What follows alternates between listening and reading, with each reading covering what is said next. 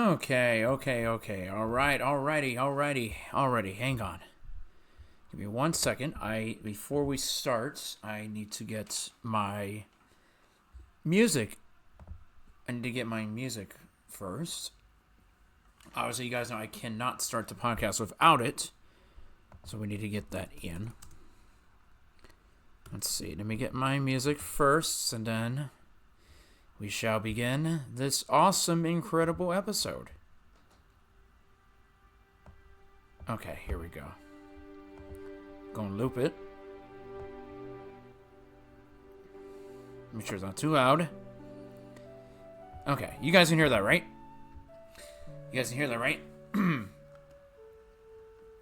Alright, anyway.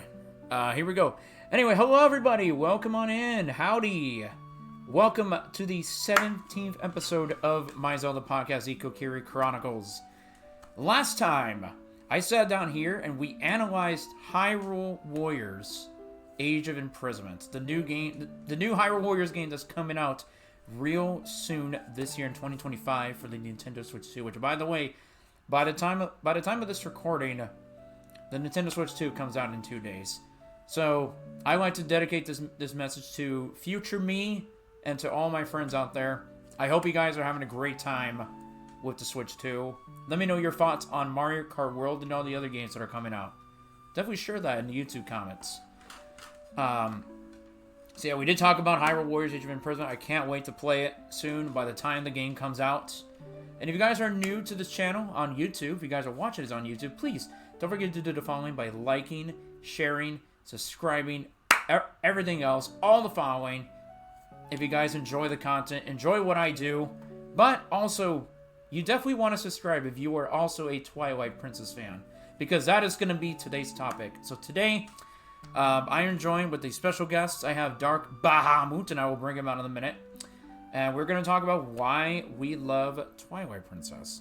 But I'm going to say out to people in Twitch chat first. Let's see, we got Marina, keep us so what you want. We got Ostafia.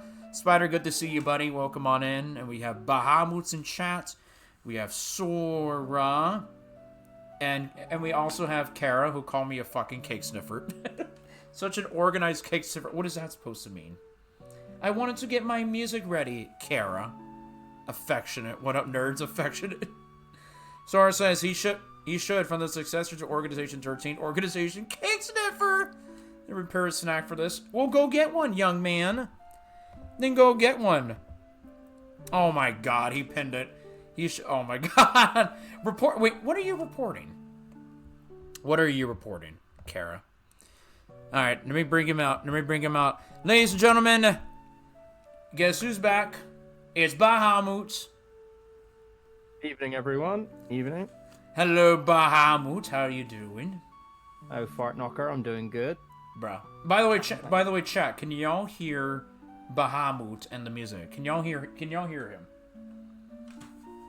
But Bahamut, do me a favor, say something stupid. Something stupid. Wait, no, Kokiri. There you go. Wow. Okay. Wow. Okay.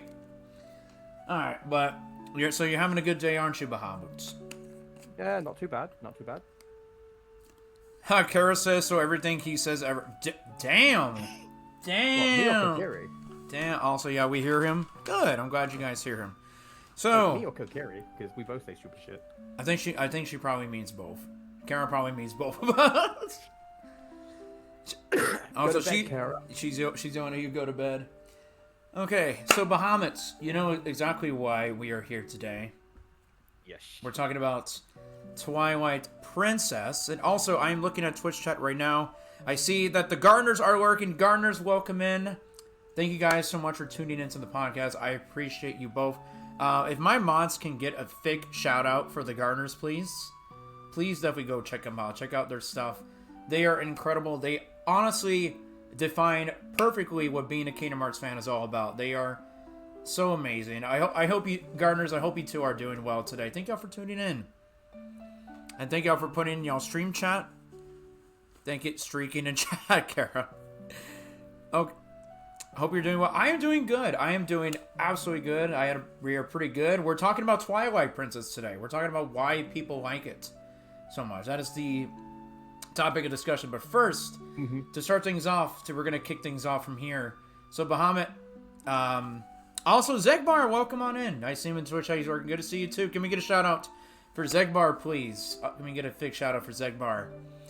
Gardner says they are excited for this episode. We love Twilight Princess. Twilight Princess is such a beloved game. So we are going to start off with one question that's going to be directed towards both of us. And you guys in the Twitch chat and on YouTube, you guys are welcome to answer this question as well.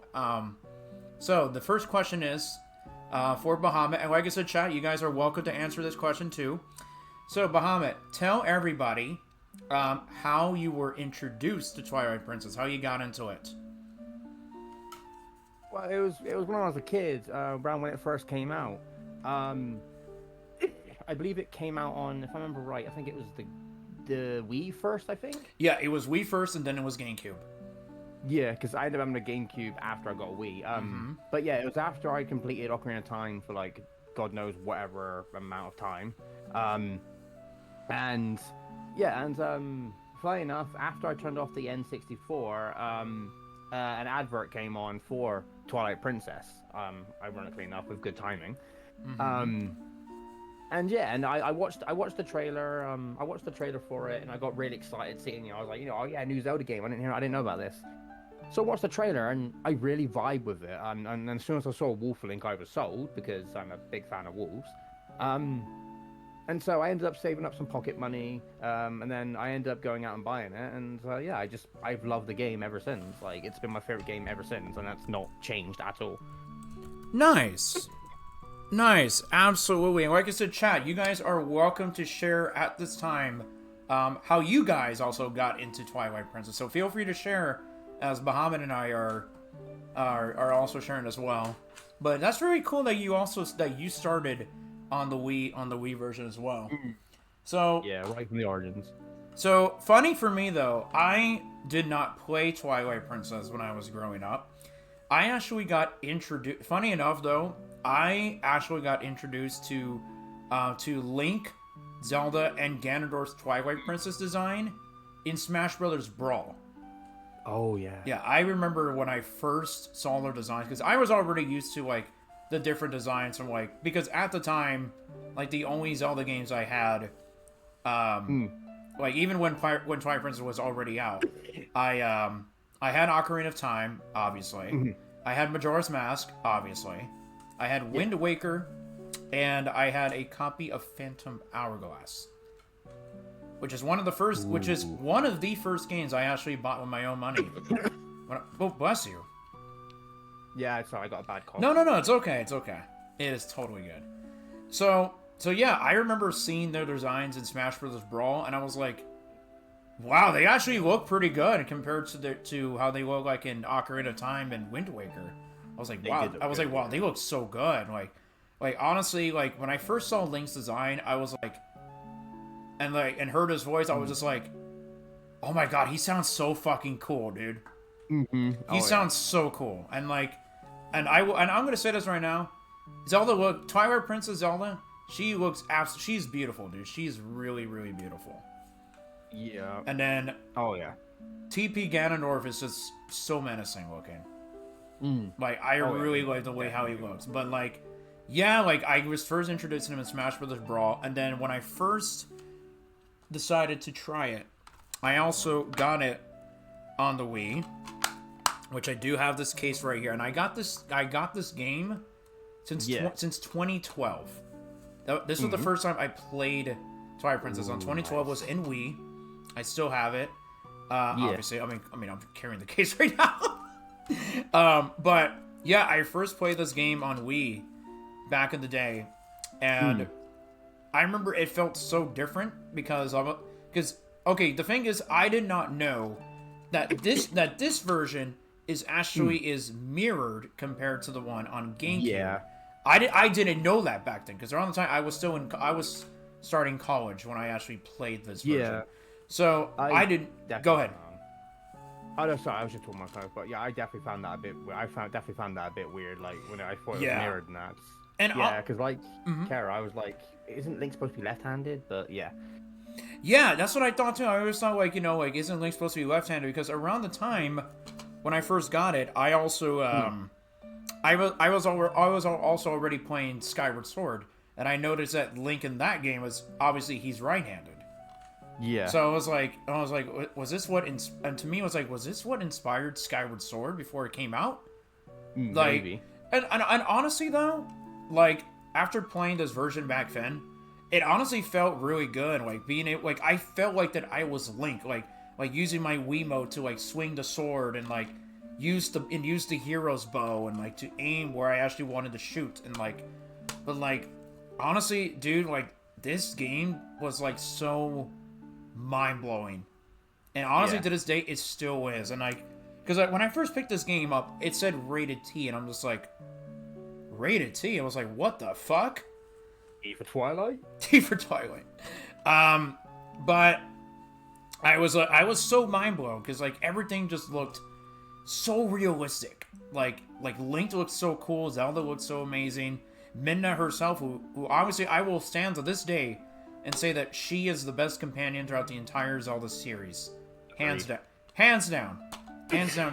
Bless you. But also Ganondorf was cool. But honestly, I just... Oh, yeah. Dude, I loved this game, dude. I love, like, how dark it was. You know, I mean, of course, some people will say, like, it's not as dark as Majora's Mask, which is understandable. Yeah. I mean, hey, everyone has their own opinions. But I love this dark tone. It's maturity. Like, Twilight Princess was just... If, like, compared to what I played back then, like, this game felt like a true adventure, dude. I felt like I was on an adventure, especially, like, listening to the Hyrule Field theme, like, when you're on the opponent, you just hear the ba-ba-ba-na-na-na-na-na-na, like, like, compared to the Hyrule Field theme that I knew back then from Ocarina of Time, I honestly liked this version better. Because it felt like I was on a quest. Like, I felt like I was going on an adventure. Like, Hyrule was so massive compared to, like, you know, to playing Ocarina of Time or, like, exploring the Great Sea from Wind Waker. I was like, dude, this place is massive. Hyrule was huge. But I loved everything, like the graphics, the design for the dungeons, dude. Don't get me started on the design for the dungeons. They were absolutely incredible. I love the dungeon designs, but I also love the combat, which you definitely will get to that soon. But everything was just so mind-blowing. I remember when I finished it on Wii, I was like, dude, I was upset that it was already over. And I will admit, I even though I didn't cry, but I was sad about the ending where Midna actually leaves and goes back to the Twilight Realm and she shatters the Mirror Twilight. I was sad. I was really sad. I was like, no, don't go! But such a damn good game, man. And then let's see. Let me see. Catching up from Twitch chat right now. Sora says we're talking about Zelda CDI. Yes, we are totally talking about Zelda CDI.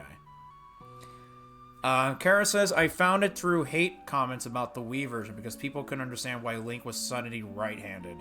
Yeah, we were just talking about that, like how everything was mirrored. Everything was mirrored back on the Wii. I don't know. I mean, honestly, back then, I didn't have any problems with it, but, dude, I would like to play the Wii version again for old time's sake. I'm wondering if my old disc actually still works. Oh, yeah, I mean, I definitely want to get a Wii U and get Twilight Princess again, because it's my favorite game of Zelda, so... Do it. Also, I see Goof has entered the chat. Welcome in, Goof. Hello. Hi, Goof. Welcome in, the Goof. So behind our chat doesn't realize I said before. Yeah, I'm scared. I'm so sorry. Damn.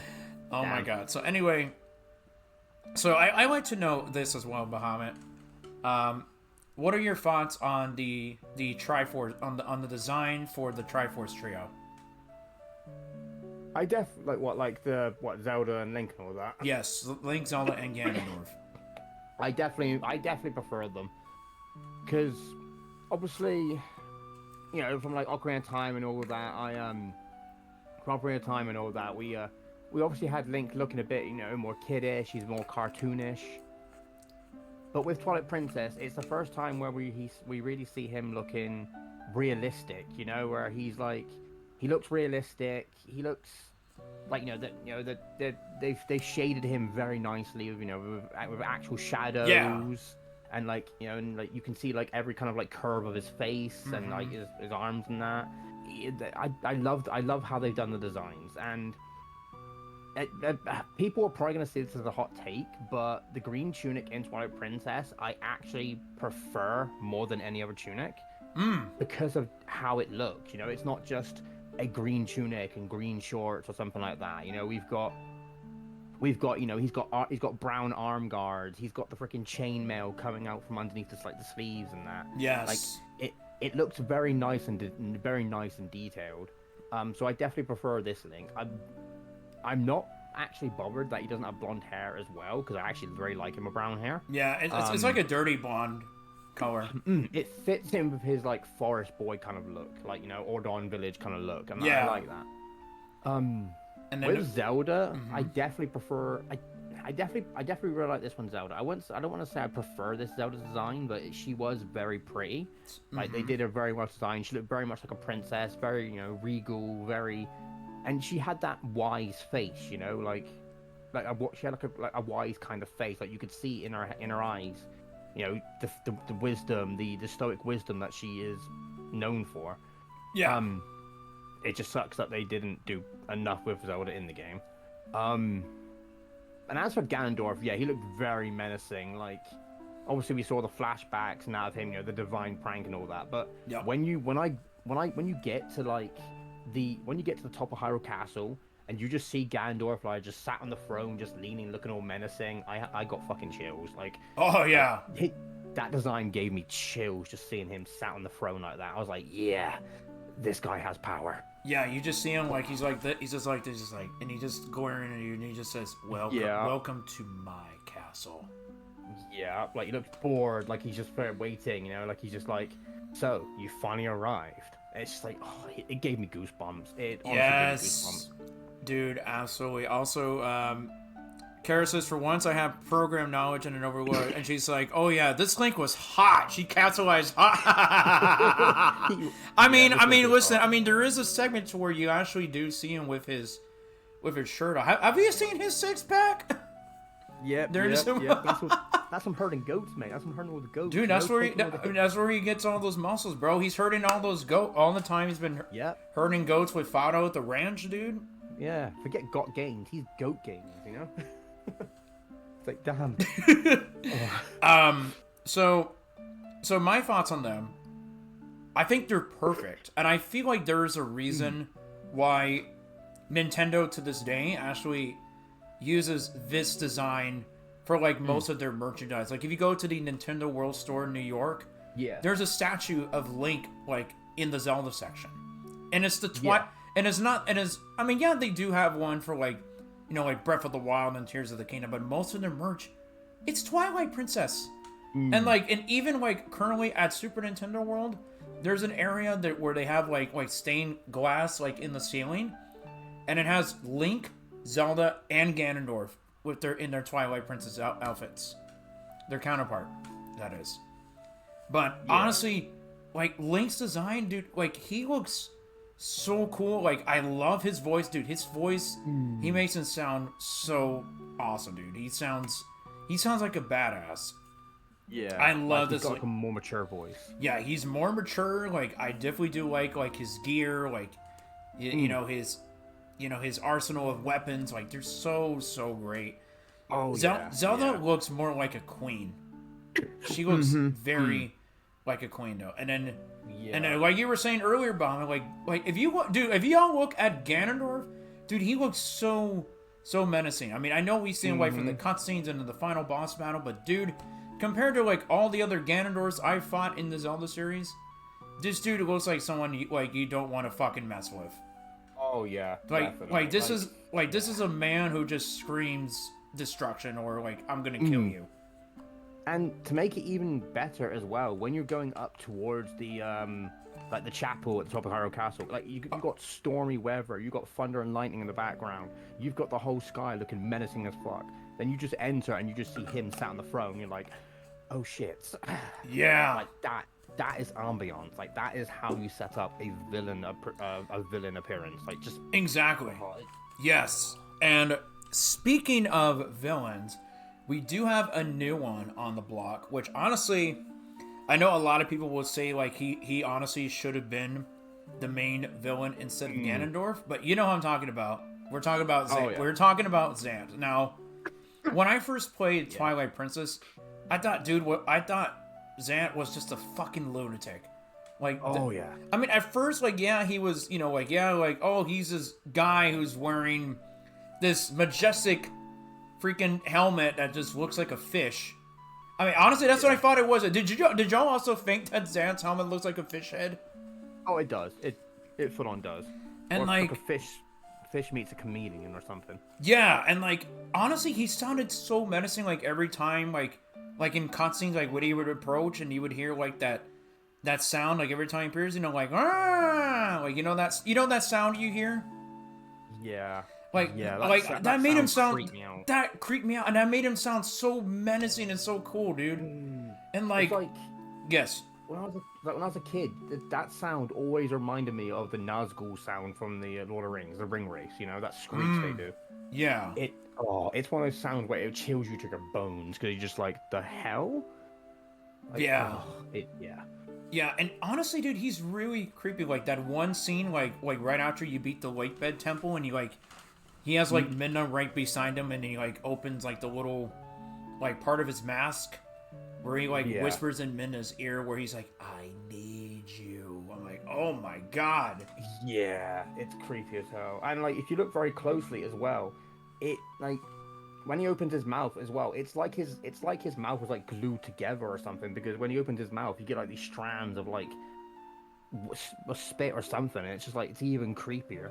Yeah, and then later on, you just learn like this dude's a fucking idiot and a psycho, dude. Like a baby who's literally throwing tantrums because like, yeah, you know, we learn about his past where like, you know, yeah, he was envy of like Midna taking over the throne and being the new ruler of the Twilight Realm. And then like he wanted to get his revenge because nobody actually respected him. So he definitely used his new powers that he found from his god, which is obviously, we all know, spoiler alert, it is Ganondorf, his new god. And then he curses Midna, and then becomes their new king, and even cursing their own people into like shadow beasts. And like, because when I was thinking about it, like when I found out because I will say this though, when I first played Twilight Princess and I would see the shadow beasts that I would fight, it honestly made me feel bad because every time they would like drop from like the portals in the sky, I remember like. I was like, oh my god, dude. I felt so bad because I thought I was killing Midna's people. And it broke my heart after seeing what happened. You know, because like I remember when you go to the Palace of Twilight, like you see them, and the first thing you do is obviously, you know, you pull out your sword, and Midna's like, no, like you know, don't hurt him. Yeah. And that's what and in my mind, it got me thinking like, am I fighting Midna's people who are cursed by Zant? And killing them? Oh, yeah. I'm like, dude, this is messed up. Yeah, because I actually had that. When you get to the Palace of Twilight and you find out, you know, that it's her people have been turned into those shadow beasts, I immediately started thinking, wait, so the shadow beasts that have disappeared after I killed them, have I literally just killed innocent people not realizing it? And it dawns on you, like, holy shit. It makes you think, doesn't it? Yeah, like, I've got the blood of innocence on my sword now, and I haven't even realized it. It's harrowing. Yeah, it makes you feel bad, and it's like, and you can just see Zant, like, I'm just doing it on my webcam, he's just like, you know, he's just like twiddling his fingers together, just watching you, saying like, good, you know, let him suffer. Yeah. Let them suffer, just like I did, you know?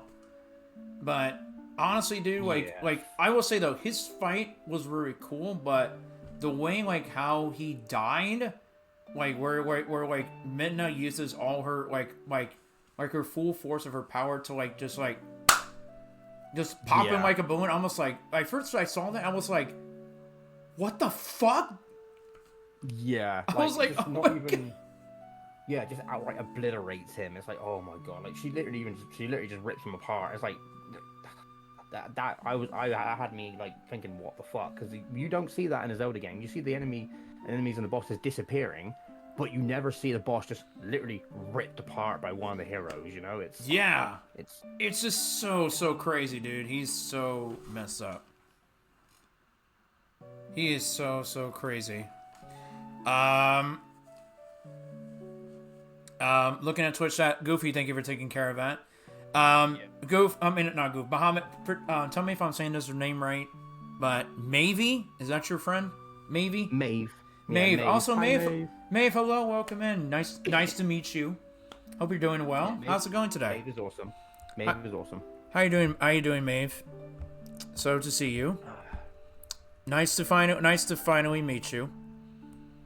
I've heard this guy in the call talk about you. Shut up. DB sent you this way. Well, thank you for sending a new friend this way, Bahamut. No problem. Thank you. But how are you doing? How you doing, Maeve?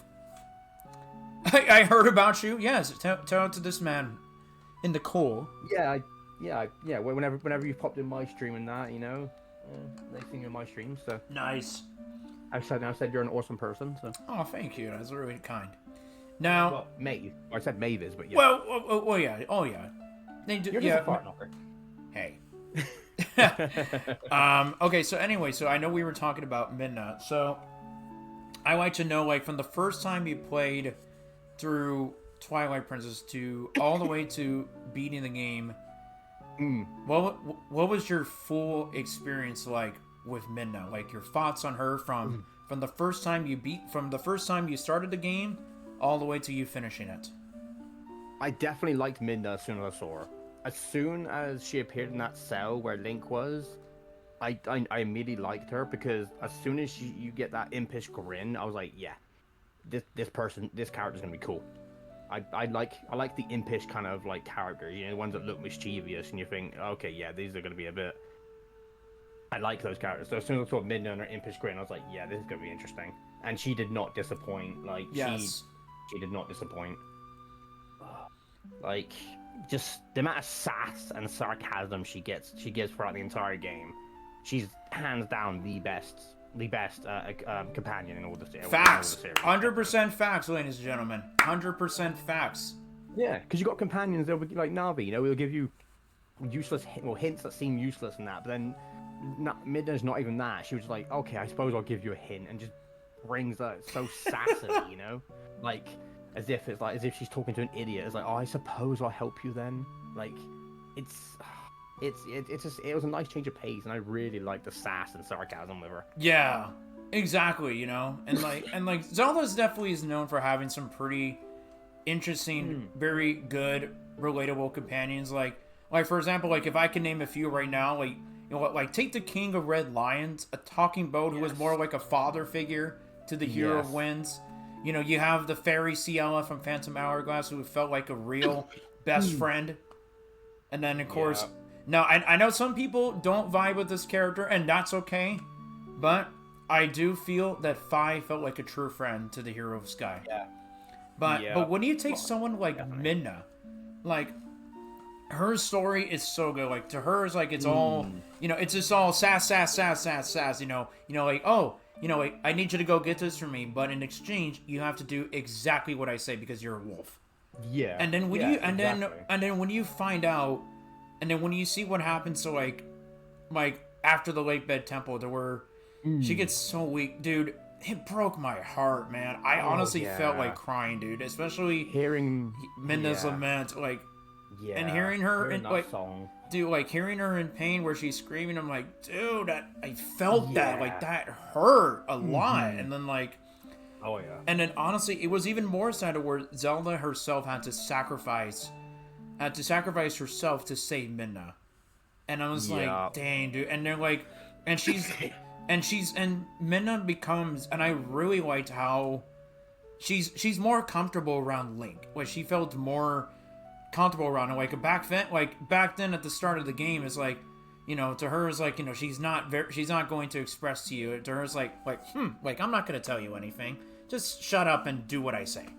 And then later on, it's like she's more, you know, she's more open. She's more expressive now. Like she tells you about her past when you get to the Gerudo Desert, and do you remember that one scene in the desert, Bahamut, where like to where like she has like her hand on Link's cheek and Link is smiling at her after like telling him to like like to be there for him.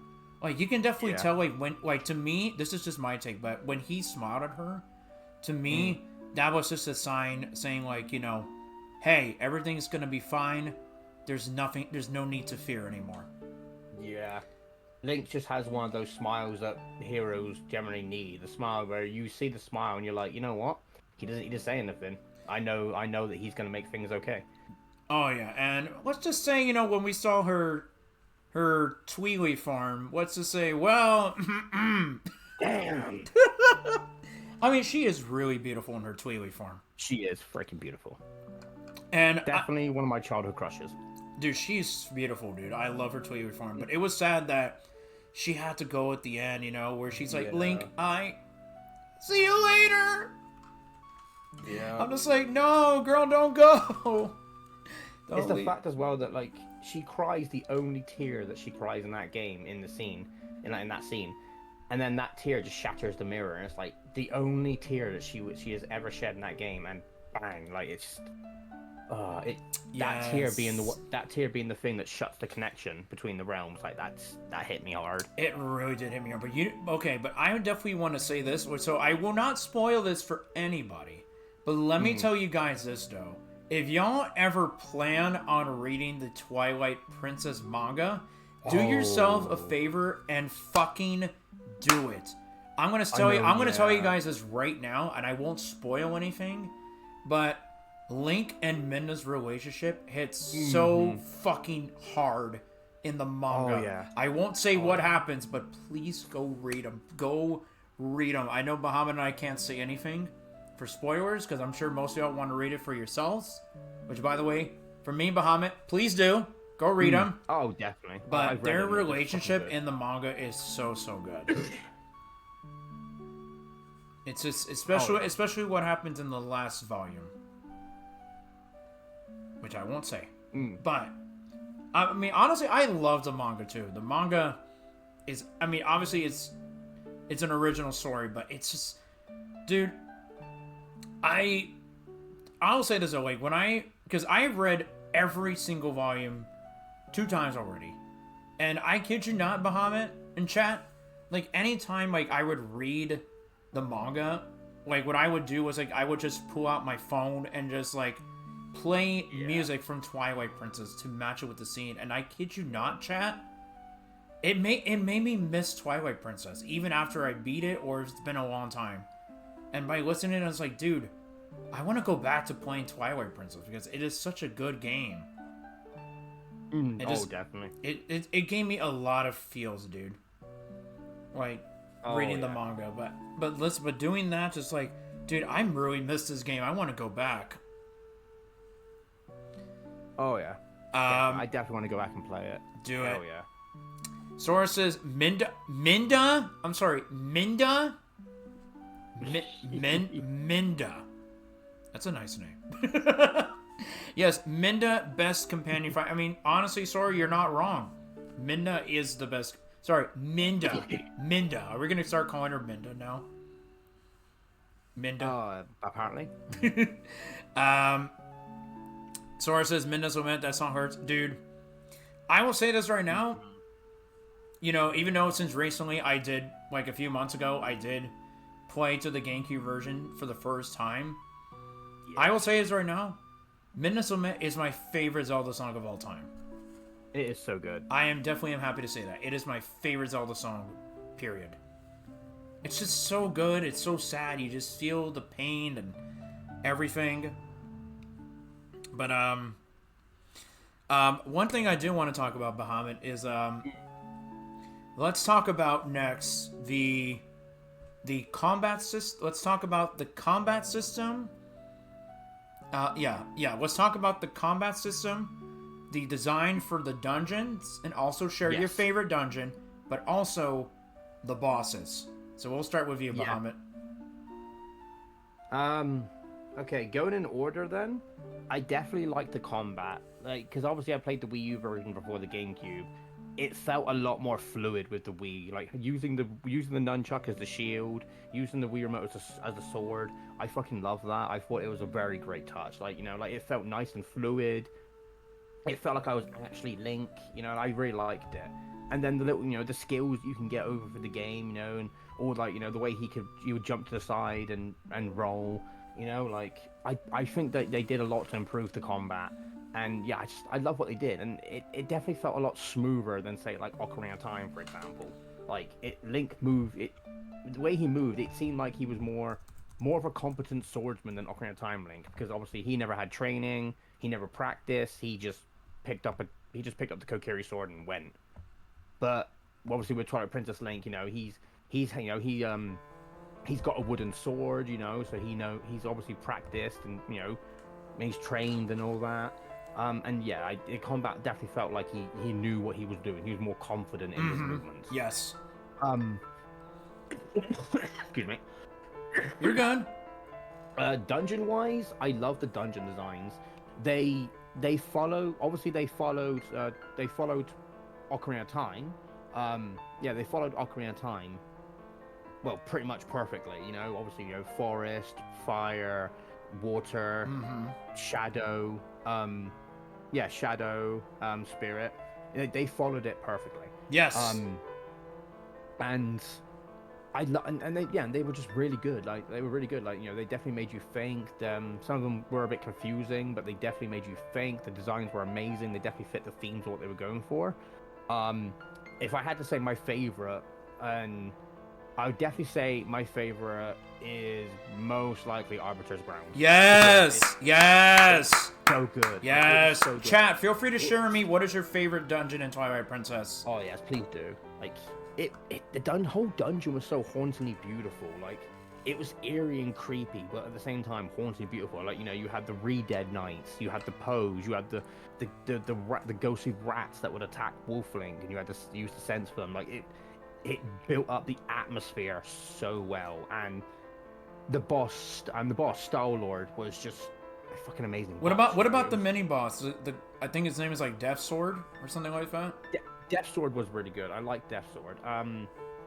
Death Sword was good. My favorite boss though, I love all of the designs, and especially like how a lot of them took reference from Ocarina of Time as well, aka like Morpheal, for example. Yeah. But my favorite boss is always going to be Argonok.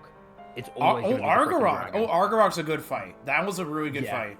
Using the fucking double claw shot to go back and forth between the towers and hook onto him. You know, you had to smash him to the ground like that. It was so fucking good. It was, and then, you know, you had the thunder and the lightning in the background, and it was such an amazing fight. Like, and the ambiance, the way you beat him, the music, it was epic. Yes, absolutely. Absolutely. My favorite fight. Absolutely. That's a really awesome fight. Oh yeah. So for me, I really do admire this game's combat system. Bless you. I feel like it is more of an expanded version of Ocarina of Time, and it felt really good. So fun fact, I'm trying to remember if this fact is true or not, but I don't know if it was for the bow or for the sword on while riding Epona, but the reason why Link was able to use his sword on Epona, that was actually an idea by Miyamoto himself. Yeah. So the reason why you guys are able to use a sword on horseback in Epona was because it was Mr. Miyamoto's idea. So thank you, Miyamoto, for letting us kick ass on a sword. So it was his idea. Oh yeah, I could see why it would probably be like limitations on the Ocarina on the N64, for example, because unlike the bow, when you're using the sword, you're not changing screens, you're not changing viewpoint. So, like, you know, and when you go in first person with the bow, there's a lot less to like have to program with the first person. But with the sword, you don't go in first person, so it makes sense that they kept that until Twilight Princess, you know, because then they had a more powerful console to work with, and that. But it was definitely a great touch, especially with how you had to work the horseback combat into that fight on Elden Bridge. Into that fight. Oh, yeah, fight, the Elden Bridge against King Yeah. Boblin, dude. Yes, that fight just it showcased the horseback sword, just the horseback sword play. It's just so perfectly. good and so memorable, especially when you're fighting him on the Great Bridge of Hylia. Where you, bless you. Yes. Where you like take your hero's bow and you kind of like shoot him through the armor. Yes. Excuse me, which by the way, excuse me too. The fight against King Boblin was pretty good too. Especially at the end in Hyrule Castle, where at the end he's like, enough, and then he gives you the key, and then Midna's like, I just realized something. He just spoke. Yeah, like Midna's like, he just spoke. It's like, but yeah, like I like King Baldwin. It's not something you expected because you're like, right, I'm going to kill this guy. Final battle, and then he's just like, no, you've proven that you're a strong warrior. That's all I need, and he just walks away. It's like, damn. Like, I didn't expect it, but I really liked it. Yeah, and, well, yeah, exactly. But the combat felt so good. Like, to me, like, Twilight Princess combat felt like an expanded version of Ocarina of Time. Yes. Like, everything felt great. Like, being able to way how you can do, like, spin attacks, jump attacks. Like, using different items up your arsenal. Like, the fact, like, can we just talk about the way, like, how you can use bomb arrows? I mean, I will say this though. I know Link's Awakening. So fun fact, y'all, Twilight Princess is not the first game that started bomb arrows. That was Link's Awakening. Bless you. Yeah, Link's Awakening did bomb arrows first. That's a true fact. But in my opinion, Twilight Princess just made bomb arrows just look cooler. Oh yeah, definitely. But of course we have the. Oh, I was about to say, and then of course, we have the bug bombs. Yes, we have the bug. You're forgetting about the water bombs too. We got water bombs, which, by the way, I want to get to that. They did such a good job with underwater gameplay. Like the Zora armor is so much better than using the Zora tunic from Ocarina of Time. Like instead of having to put on iron boots just to like go down and like just sink and then having to wait until you get to the bottom of where you want to go. And then like in Ocarina of Time, there was not much you could do. Like you couldn't even use your sword. All you had was just your hook shot or your long shot. But in Twilight Princess, you have much more variety. Not only can you use your iron boots if you want to.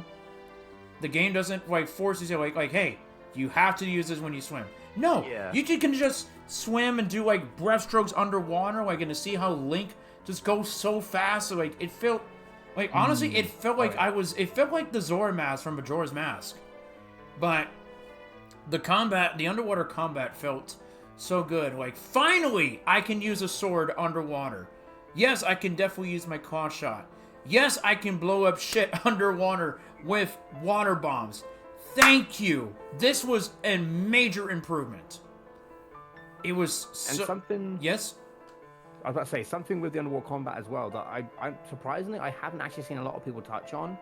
When you swing the sword underwater, it's slow. Like it's slow, as if your feet you've actually got that water resistance. It is, yeah. You honestly do feel it. Like, and honestly, what's a cool detail is like when you were underwater, you see like the mask from the Zora armor, like kind of like cover up Link's mouth so he can breathe.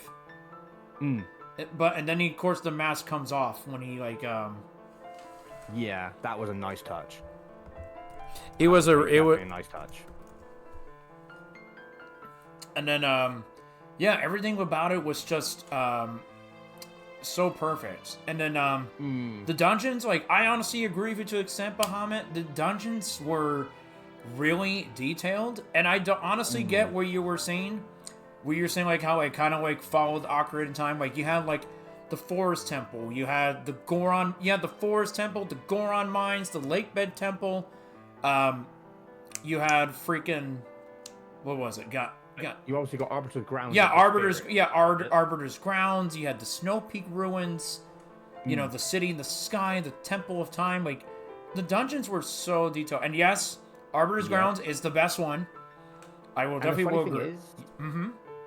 The shadow part of it could also be the Temple of Time as well, because in that Temple of Time, it was it was a shadow of its former self. It was, you went back in time. You went back into like the past, which can be seen as shadow. And yeah, it was. That's what I see. Is the Temple of Time in that game definitely had the shadow element of it. Yes, everything about it was just so detailed. Star Lord to me is the best boss, and heck, there's a reason why that boss fight is so popular. Like Star Lord is even the final boss of Link's crossword training. Which, by the way, if you guys were there when I played through Link's crossword training for the first time, dude, I fucking lost my shit when I was like, "Oh my god, it's Star Lord!" And honestly, I just understand. It's like, dude, no wonder why this boss is so cool.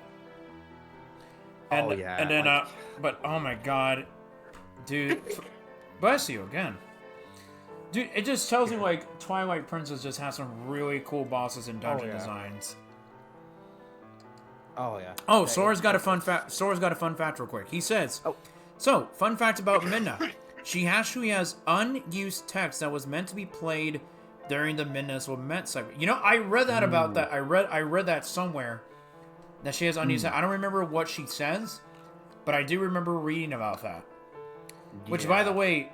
I'm sure most of y'all know this, but for those of y'all who don't know, when Midna talks to you, like through cutscenes or through dialogue, her speech is actually all scrambled up.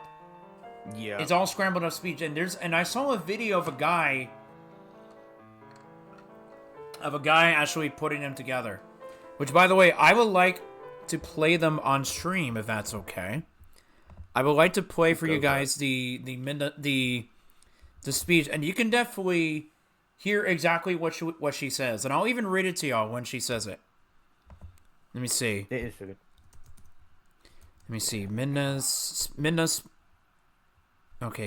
speaking. And what gets me as well is even during that part when she does speak as well, it's the fact the speech is like broken, and even her like she doesn't even have like, she barely even has like scrambled speech. It's more of like she's gasping out the words. Like, I thought that was a great touch as well, showing how weak she is at that point. Yeah. Okay. Real quick, I'm gonna go in and play it for y'all. The clips that she does. I will play that for you guys. So give me 1 second. I'm gonna wait for the video to load up.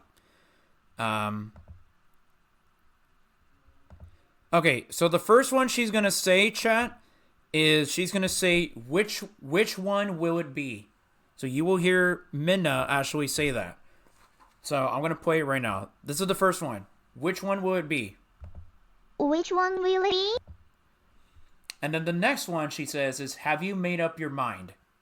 Have you made up your mind? And then the next one she says, I will take you there with my power. That's like a reference to her, like being able to like teleport you with, to the portals. This one. I'll take you there with my power. Don't know if they're playing, are they, or? No, they are. They are on Twitch. They are. And then next one she says is, what do you think happened to those who tried to rule with sacred magic? What do you think happened to those who tried to rule with sacred magic? And then the next one she says is, I have a request. I have a request. Oh shit, I can hear it now. Yeah. Next one she says is, would you find the mirror? Obviously referencing the mirror Twilight. Yeah. Would you find a mirror? And then here's one where she's yelling at Link, where she says, don't go running off. Don't go running off.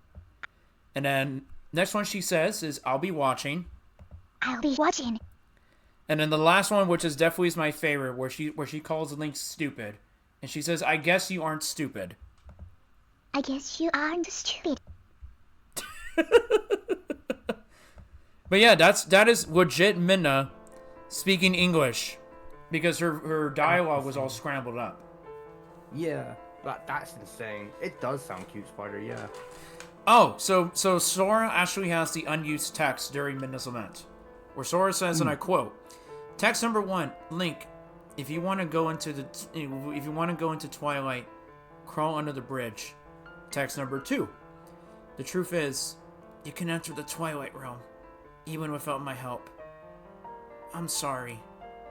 See, I don't get why they didn't use that. That would have made it so much better, because of the fact that, you know, at that point Midna would be thinking that she's about to die. So her saying sorry to him, it would have made it even more heart crushing, but also more powerful. It really, really would. And Sora, especially since it'll be sorry. No, you good. It says, imagine hearing that during Midna's lament song while trying to escape the storm. Dude, we were just saying that it would hurt so much. Oh yeah. Especially when you see like the contrast of where you first meet her. She basically, you know, she's sassy in that, and she basically, you know, blackmails Link into basically being her bitch, you know, being her pet dog. Yes, which by the way, speaking of dog, because of Twilight Princess HD, I'm actually glad that I actually own this amiibo, which actually to this day actually sits on my stream desk every day. This is like my favorite amiibo. Dude, same. I've got it on my desk right now. Yeah, so if anybody's curious what is my favorite amiibo like of all time by Nintendo, is this one. It's this one right here. This is my favorite amiibo. Oh yeah. I remember when my friend got Twilight Princess HD, and that when he opened the box and he saw that amiibo in the box, I was like, my dude, that's sick. It's so good, dude. I freaking love Twilight Princess HD. Like, look at this game, dude. Yeah, and Midna riding Wolfling is just, again, it fits because, like I said, you know, she basically just makes him her like her pet. And, you know, it's like, oh yeah, you know, you go where I tell you to. If I tell you to bark, you bark. You know, like, it's. Oh my god, dude! Can we just say that because of the Midna amiibo, that only in the HD version, they kind of added in a second Cave of Ordeals called the Cave of Shadows. But instead of playing as human Link, you have to fight enemies in wolf form. And honestly, it is more challenging. Now, what I don't like, the one thing I don't like about it is like when you play through each of the few sections, it kind of like kicks you out, and then you have to like replay through all again. That part I didn't like, but I do find it to be extremely challenging, especially when you're used to fighting like hard enemies like the armor was off. I was like, yeah, you're used to fighting them as human Link, but fighting them as a wolf is really, really challenging. Oh yeah, I know a lot of people didn't like the wolf. I know a lot of people didn't like Wolf Link combat, and honestly, I'm just like, why? It was amazing. I thought it was really interesting. I thought it was a really nice twist of things, like being able to use like the little barrier to where like you can like instantly kill an enemy. Yeah, and my favorite thing as well is that as Wolf Link as well, Link doesn't lose his any of his ferocity. If anything, he gets more, because when he does the jumping attack, it's hard to see because he does it quickly. But if you look at it, he always goes for the throat. He always goes to bite the throat. Yes, that's actually that's a very nice detail.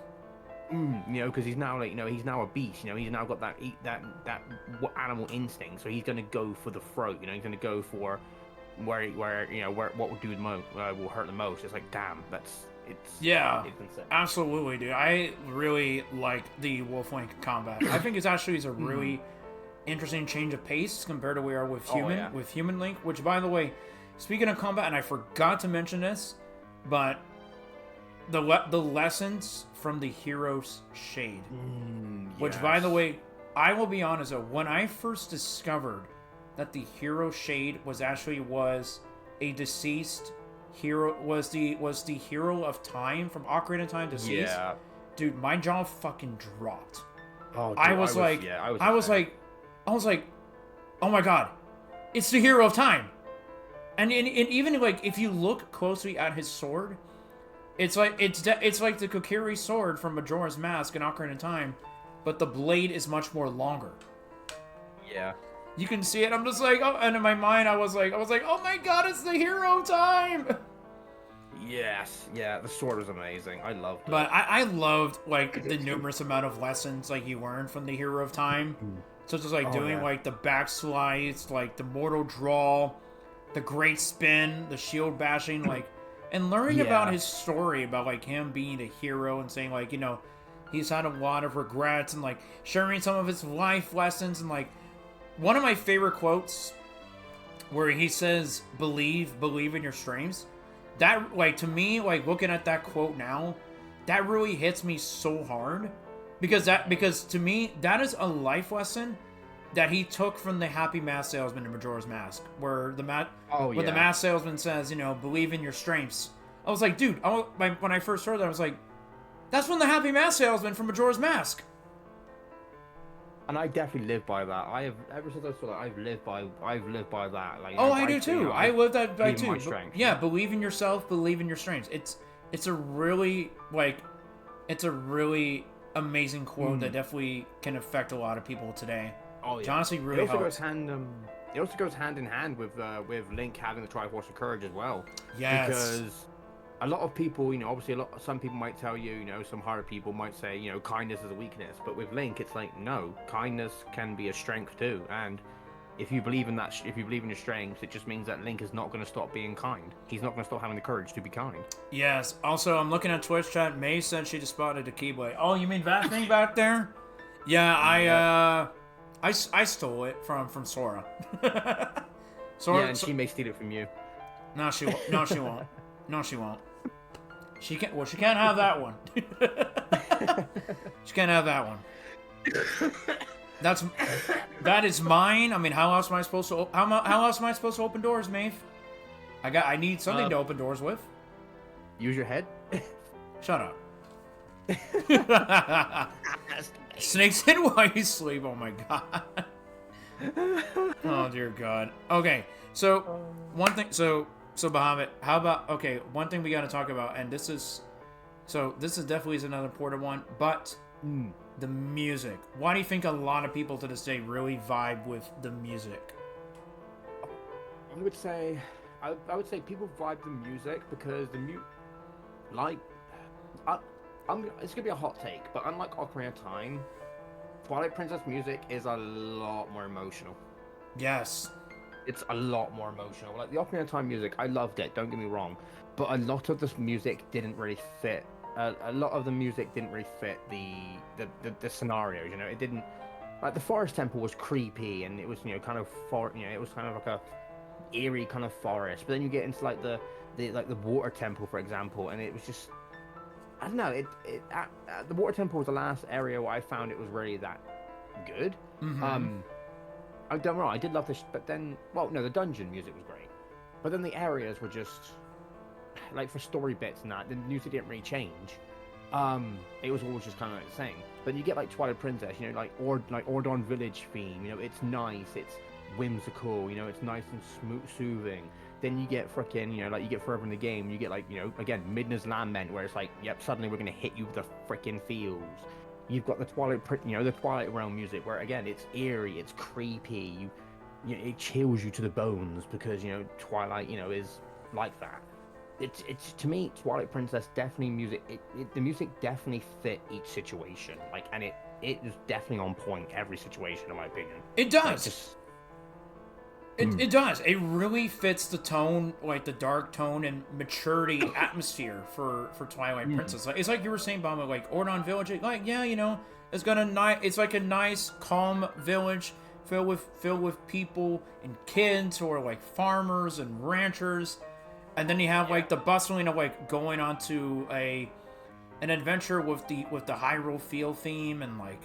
Hearing like dread music of like in the Kakariko Village graveyard, like the sadness of losing a mother with the theme of Queen Rotella, and then like feeling the pain and sadness of what Midna's going through, Midna's lament, and like the staff roll, the credits theme, it's just so good. But I also like the theme against the final boss for all 4 phases.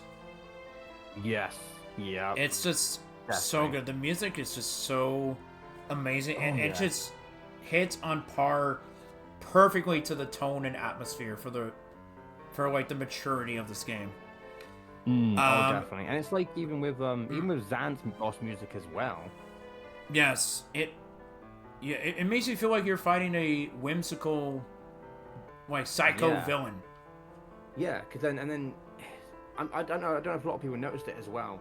But in each phase of the fight, his music incorporated some parts of the music that played in the boss fights in those dungeons as well. Yes. Like And then obviously after you're done with dungeons and you fight him outside like Hyrule Castle and that's when it starts getting like crazy maniacal. It gets intense. It gets intense. It gets intense. Because that's when he's starting to get more insane. That's when he's starting to unhinge even more. And then he's like, yeah, he gets pissed at you. He's like, like you affected him in all these different areas, and now it's like, Tim is like, okay, now I really want to kill you now. Definitely.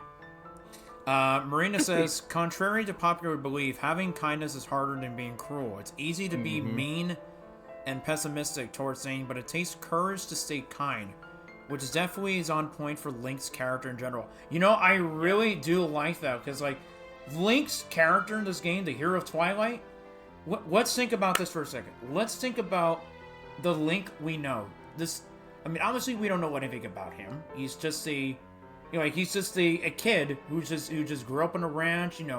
He lives on a ranch with people, like a guy who's a swordsman who's got like a wife and a kid who definitely looks up to Link, and but he's also is more like a father figure to Link. Yes. Like Russell. Russell is like a father figure to Link, and then you have all these kids who like look up to him, like Beth and Tao and Mallow. We don't talk about. I question him to this day. I question Mallow to this day. But you have all these characters with so much personality, like having like a childhood best friend like Ilya. Like, dude, I felt determined for Ilya. Like the moment she got attacked by the Bolwins, my mission was like, dude, I want to find her. And when I found out that she lost her memory, I really wanted to help her. But But you have all these characters like Queen Bertella, King Bolwin, Prince Rowlis, Renato, freaking Barnes, the guy who runs the bomb shop, who's a fucking dumbass. Barnes is funny. I freaking love Barnes, dude. You have you have characters like Shad and Ashi. You have like the Yetis, Yeto and Yetta, who live on the snowy mountains of Snow Peak. You have Uku, who I question her to this day still. But obviously we already talked about Link and Zelda and Ganondorf, and we also have Telma, who's very flirtatious. We can't forget about Telma.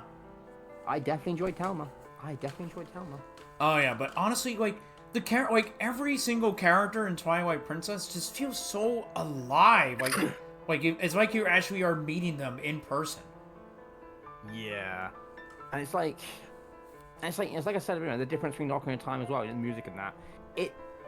This game as well, because I've seen a lot of people compare, obviously, a lot of people compare the games to Ocarina of Time as a standard and that. Yeah. But I feel like Twilight Princess, Ocarina of Time, they mirror, for example, Final Fantasy 7 and Final Fantasy 9, for example. FF7 is one of the more defining entries. It's one of the key ones because of how it's changed the franchise, how it's affected the franchise. Yeah. But Twilight Princess is Ocarina of Time is the more popular one, but I would definitely say Twilight Princess is the more beloved one because the people have a lot more. They build more of a connection to it, once emotionally and that instead of just nostalgic. That's my view on it. Yeah, absolutely, dude. I honestly agree with that 100%. May's like, it gets in what tense? Oh god. Speaking of tense, I don't like Perlo in the Star tent. He's a fucking asshole. The dude who's literally was supposed to be the more realistic human version of Tingle, by the way. Yeah. Yeah, he's a fucking asshole, dude. I don't like Perlo. No. Sora says Mallow is an evil baby who wants world domination by owning the Hyrule Market. God damn it. And then he says, Uku, we don't talk about Uku. And then Sora's like, no wonder Ocarina of Time is my least favorite. Damn. Oh. What? Don't act like you don't know, Marina. Let me see. Marina says, I feel like Zant is a representation of pessimism, or what having a cruel mindset without any form of basic kindness or empathy does to someone. It swallows them whole until whatever is left of their insanity is played with like a fiddle. Yeah. Exactly, because you gotta understand one thing, Marina. This is a character who just lost everything and is just completely broken. This is a man who wanted to be a king and then he starts throwing tantrums and acting like a fucking little kid to like seeking powers from a god, and that just shows him how crazy he is. Then using his magic to curse Midna, turning her into an imp, and then he becomes the king and says, I'm in charge now, and there's nothing you can do. But honestly, this just, like, from the start to finish, like, before he meets his demise, this was a character who just lost everything and is just completely broken. Because the scary thing is yes. Mike, sorry, yeah. I was about to say the scary thing is as well, his madness and his all he does actually does come from. The scary part is it actually does come from kindness and love, because at the start it's because he wants to lead his people. You know, he wants to lead the Twilight into being great. You know, like they used to be, like they can be, and so he definitely has some sort of love for his people.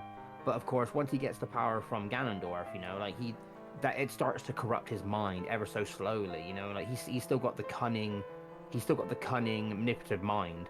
But then, as you know, and as you can see in the game, you know, going on in that, you see it more and more where you see it start to affect him. You can see his grip on insanity is slowly slipping with each encounter until you do get. Yeah, he lets the power get to his head.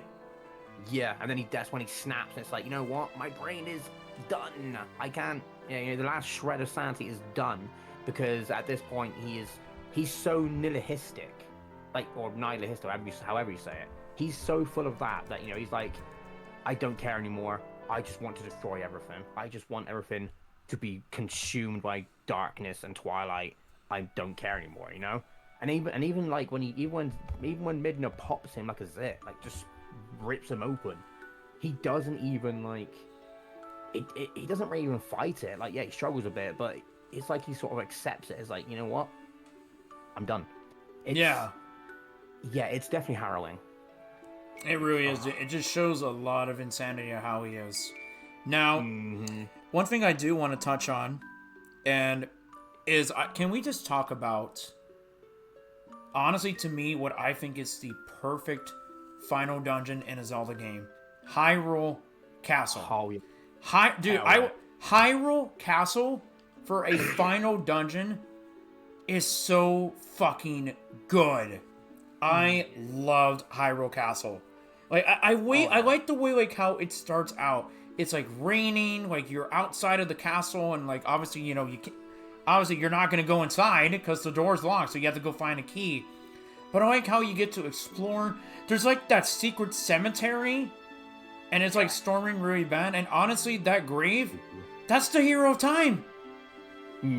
That's the hero of time. Yeah. And you see like the spirits of like those guards, it's like they're like pointing at the cemetery, like of like a grave under a tree. It's like, dude, that has to be the hero of time where he's buried. That was always my theory. Yeah, that they were pointing at where the hero of time was buried. That was always my theory. Exactly, dude. Exactly. Also, real quick, Sora says Uku better run, especially some darn fool in Hyrule is wanting chicken breast for dinner. Damn. Kakarika fried Kuko. Can't come get your fried chicken. But anyway, dude, Hyrule Castle was such a really perfect dungeon now. I honestly, yes? Well, I was about to say, yeah, because it's like, you know, obviously we had that before, you know, in previous Zelda games, and we also sort of had it with Ocarina of Time, where, you know, it was actually it was Hyrule Castle, but it was Ganon's castle. Yeah. And I love Ganon's castle, don't get me wrong, but after seeing Hyrule Castle in Twilight Princess and playing through in that, honestly, Ganon's castle seems boring as hell to me now. It seems very basic after being good for Hyrule Castle. I totally do get that. I do, because in Ocarina of Time and Ganon's castle, it's just like, you know, your goal is to like, you know, dispatch the barrier and go to like 6 different rooms that have the symbols of like the medallions that you collected to go free the sages, so that way they can break the barrier. And then it's like, you know, you enter the room as soon as the barrier is gone, and you just hear like Ganondorf playing his theme on the organ. It's like da da da, da. Like you hear that crescendo. Which, by the way, that is a musical term for all you musicians out there. Crescendo. That means that's a musical term for when the music gets louder and louder and louder. Yeah, and that's what's kind of funny as well, because with how intense the music Gandorf's fight gets as well. I guess you could pretty much say that he's bringing a crush sendo because he is trying to bring you down. Exactly. And it's so good. Exactly. And then once you're done exploring outside, the inside is just perfect. Like it's just dark and gloomy and barren. And, it feels like there's nobody home. I mean, obviously the place is crawling with monsters, but and what I really like, it sounds like obviously it is a slow down version of the Hyrule Castle theme from A Link to the Past, but it sounds more depressing. Like it's so sad, because you're exploring in these massive hallways and these corridors, and to me it's similar to how it is in Ocarina of Time. Like in Ocarina of Time, when you're climbing up to Ganondorf at the top, in Ocarina of Time you fight Wazafos, you fight Stalfos, you fight 2 Iron Knuckles, and then you keep climbing until you get to the top to where Ganondorf and Zelda are in the room. But here, it's just this place is when you get to some rooms, it's just crawling with enemies. You see bokoblins, armored Wazafos, and then right outside of Ganondorf's door, you have those two mighty Dark Nuts who just get in your way, and honestly, they are the toughest enemies to fight in the entire game. No, I know that, Ostafia. Iron Knuckles do not exist, No, I know that, bud. I know. I think he was talking about Ocarina of Time. Yeah, No. He said Iron Knuckles didn't exist in Twilight Princess. No. When you said Iron Knuckles, I thought you were talking about No, I was talking. Face those in Ganon's castle. And In Ocarina of Time, you fight them in Ganon's castle in Ocarina of Time, but it's kind of carried that tradition from Ocarina of Time. It kind of carried it. Sorry, no, continue. No, I get it. It carries that Ocarina of Time tradition. You fight bokoblins and Wazafos, and then instead of Iron Knuckles, it's just mighty Dark Nuts, which honestly, they are the hardest enemies to fight in the game. Especially when you fight 3 of them in the last room in the Cave of Ordeals, which, by the way, I love the Cave of Ordeals. Oh, yeah. Especially when you get to see the Great Fairy. But honestly, dude, the Iron Knuckles were so... I mean, freaking Iron Knuckles. Mighty Dark Nuts. I'm so dumb. I'm dumb. The Dark Nuts. Yeah, the Mighty Dark Nuts. And honestly... Yeah. Yeah, because I definitely love... they definitely add to the whole Hyrule Castle as well, because... Excuse me. Like Ostafia said, it definitely feels ominous. You go through these empty corridors in Hyrule Castle. You see all the you see all the damage that's been done on the walls. You can see where Zan has attacked the castle, and then and again, it's the fact that there's literally no survivors as well at all. There's literally no survivors. No Hyrule guards or nothing. Not even any spirits either. They're not even there as spirits inside the castle. They're outside. It adds to the creepiness of it, And as far as I know, the only place you see the spirits in Hyrule Castle is literally in the graveyard, and it adds to the creepiness. Actually, there are some spirits when you're actually climbing to the top, when you're in that one corridor of all those blocks on the ground, to where they where they point to you as go here. Jump here, and you have to be a wolf to use your senses to find them. I forgot about that. Yeah, for some reason I thought that was ground for some reason. Yeah. There are some there are some outside of the castle, and then there's some spirits that are inside where there's but they point that way, that way, that way. That's the room where you hear bless you. That's where you hear Ganondorf sing rise and rise, da da da da da da da. Yeah, just like in Ocarina of Time when you hear him going on the organ. Yeah, and it gets louder and louder and louder, and I love it. It's just so so good. Now, we got to talk about this. The final boss. Oh yeah, the final boss. It's also something as well. Something quick as well. Something you say about that as well, and I'll see if I can send you a link to this later as well. Yes. But there was someone actually made a very cool Twilight Princess AMV that I saw years ago. And it was the song "I Will Not Bow" by Breaking Benjamin. And it was and it had Link fighting Link going up to the chapel and the lightning and the land that, and then you just see him standing staring at Ganondorf, and it freaking hit hard. That scene just hits hard from many ways. Yeah, but But yeah, nah. Dude, the final boss was just so great. Oh, like yeah. the fart, the fart, the fart. Oh my god. No. The fact, like, you know, like, you're in this room, like, you're in the throne room where Ganondorf's at, and, like, dude, it really made me sad when Zelda, bless you, when Midna actually, I mean, not Midna, when Zelda gets possessed by Ganondorf, like, dude, that, like, destroyed me on the inside, and, like, and to me, just, like, you have that feeling, just, like, dude, I don't want to fight her, to me, like, it's kind of like how, by the way, spoiler alert for Paper Mario The Thousand Door. It's like, you know, like when you fight the Shadow Queen who possesses Princess Peach, and you have to fight her, like, it's heartbreaking, because it's like, no, you don't want to fight Peach. You know? It's heartbreaking. And, like, seeing Zelda, like, using, like, you okay? Yeah, just coughing like up a storm. No, I hope you feel better. But, I'm good. yeah, you know, like seeing Zelda, like, fire energy balls at you, like, and then flying down to, like, hit you with her sword, I'm like, and it's like, no, like, it hurts, man. It just really freaking hurt, and then, like, honestly, the way, like, how you, okay, I will say this, though.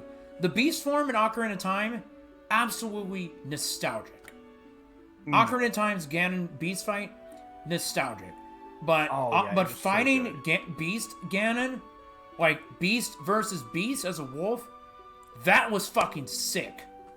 Oh, yeah. That was amazing. I love, like, the way, like, how you can, like, Midna uses her hair to, like, turn into, like, an arm, and then she tosses Beast Ganon, and you're just going in for the chest, you know? It's like... Yeah. And it's like, oh my god! Bless you. No, yeah, because, like, you go for the chest, it's, you know, it's like I said with, you know, with Link's going for the jugular of the enemies, and now he goes for the throat. When you do against Beast Ganon, he's trying to bite his fucking heart out. Like, you can see he is biting right where the heart is, you know? Yes. Like, Wolf Link's, like, he's gotten so used to the wolf thing, that, you know, being a wolf and that he's literally trying to rip the heart out, Beast Ganon's heart out. It's so good. Yeah, dude, and it's such a really good fight, man. It's really good. And then carrying on to the fight, you know, you see, like Midna's, like, few shadows just, like, destroyed by Ganondorf, where he, like, clenches his fist, it's, like, broken, it's like, no! And then, like, but that connection with Link and Zelda, to where she, like, you know, they, like, hold hands, where she's like, lend me your power, like, you can feel it, like, like, you know, like, yeah, like, even though they barely got a chance to talk throughout the entire game, you can feel, like, that both Link and Zelda just have a connection. Yeah. Which, honestly, I think it was cool that she actually got to ride on Epona with you, to where, like, she's riding, like, right behind, like, she's on the horse right behind you, to where she's firing light arrows at Ganondorf, and you're just, like, hitting them away.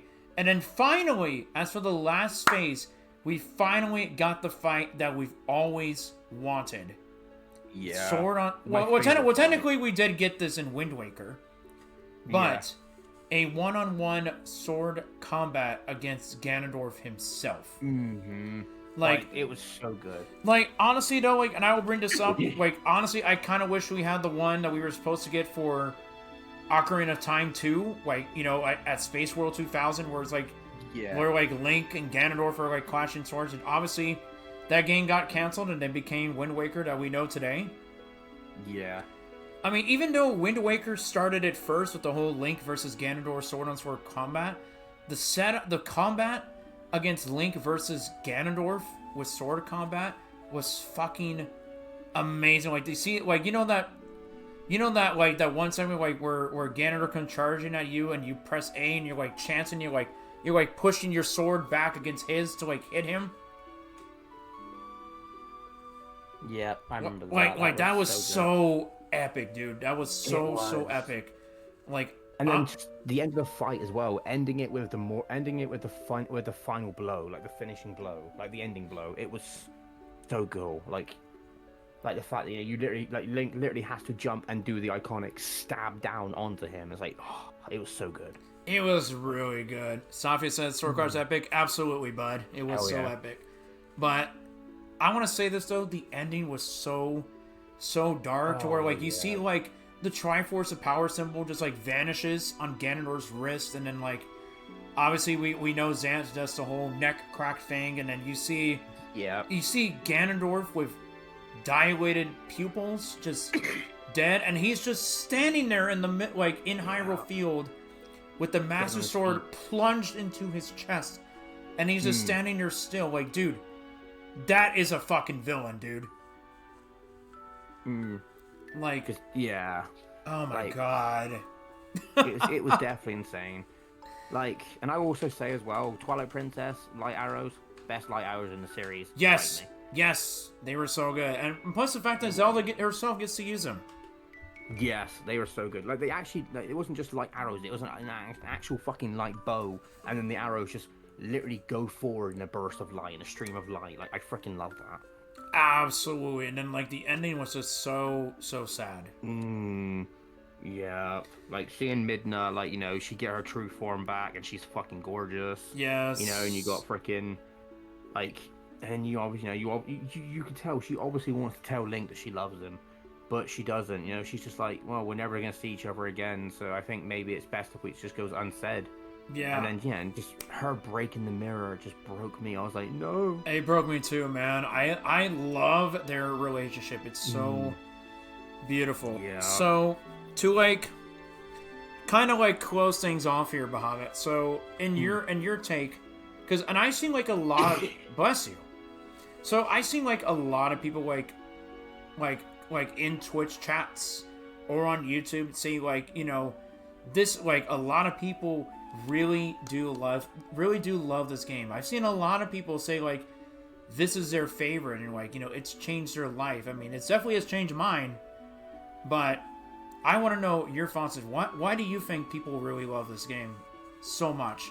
Like when people when you speak Twilight Princess, you see people like, oh my god, I really love this game so much. This is my favorite, or just like, I love it so much.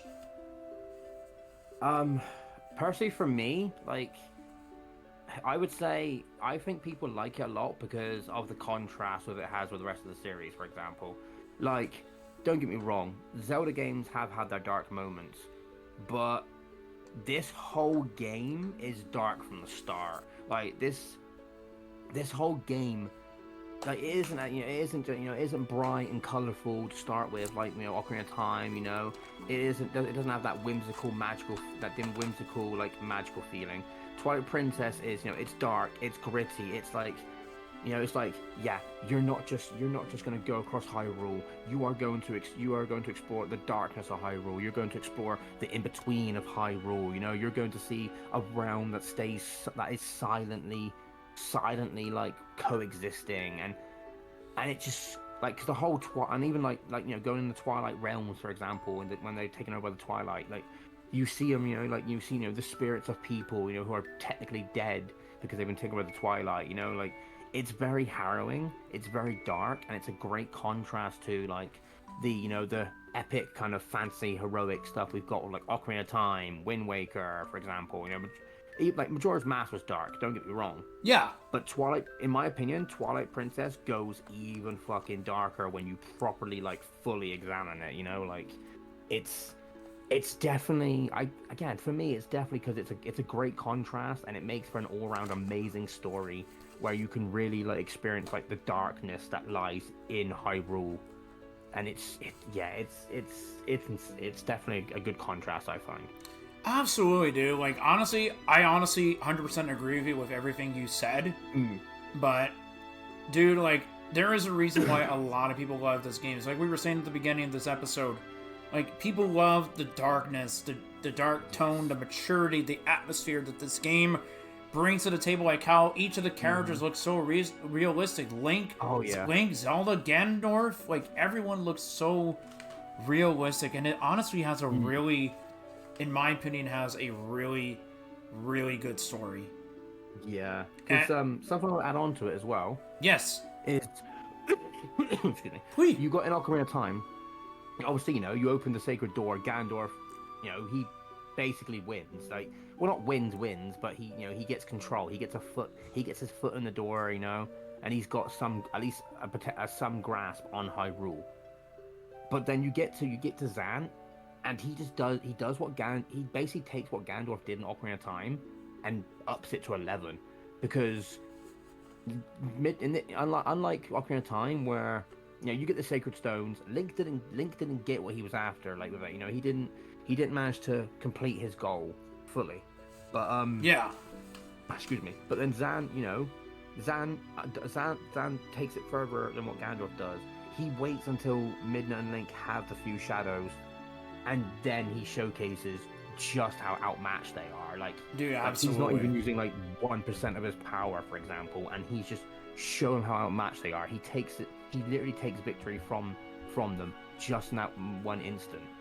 And I think that is I think another reason why people like it, Twilight Princess, so much, is because, again, it has that contrast of Ocarina of Time. We see, Gandalf he's got this power now, but Link still has a chance. He's now older and stronger. But when we see Zant take the view shadow away from Midna and from Link and turn Link into a wolf, basically make him trapped as a wolf. He takes Midna, he drains Midna of her power. It's a moment where it's like, unlike with Gandalf and Ocarina of Time, it doesn't seem like there's any hope. Like, it doesn't seem like there's any way out. Like, there's no way Link can fix it. It just seems bleak from the start. Like, there's no ray of light like in Ocarina of Time. Link's now older. He has the Master Sword. But it's like, at that point, Link doesn't even have the Master Sword. At that point, he's trapped as a wolf, and he can pretty much do nothing because most of his power and his attacks came from Midna. Yeah. So it's definitely that contrast of the hero has gone to his lowest point. And I think that is one of the reasons why a lot of people love this game. Exactly. And like Link, and like this Link is such a great incarnation. Honestly, I would say also, excuse me for 1 second, my eyes kind of burning real quick. Hold on a minute. Yeah, you're good. You're good. Hang on 1 second.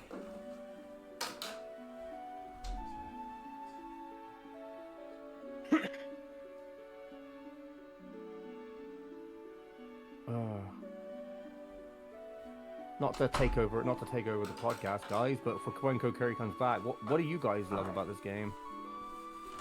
Okay. I know me and Kokiri both would love to hear what you guys love about this game the most. Yes, absolutely. And then anyway, but I will say though, okay, so you guys know I recently played through the GameCube version of this game. And this was my first time playing to the GameCube version. I played the Wii version for many years, and even the AC version. Which to me, I personally prefer the AC version because it looks so beautiful, so graphic. The graphics look nicer and prettier, and it still carries that dark tone, dark atmosphere. But dude, playing to the GameCube version again, for the first time, I kid you not, everyone, I felt like I was that person who was just starting college, who was re-experiencing this game all over again. And honestly, dude, and I will say, at the end of my playthrough that I did on stream, I freaking love this game so much. I freaking love this game so much. It's so good. And honestly, I'm gonna say this right now. I'm definitely gonna say this right now. So, I know in the past, for years and years and years, I used to constantly change what my favorite Zelda title is majority of the time. And I'll be honest though, I used to go back and forth from Ocarina of Time to the game we're talking about right now. But after playing through the GameCube version, and now that I've covered all of them, and even Link's crossbow training, and even rereading through the manga all over again, dude, I felt a strong fucking attachment to this game, dude. I feel such a strong attachment to Link, the characters, everything. This game, for some reason, dude, just hits me hard. And you guys know that,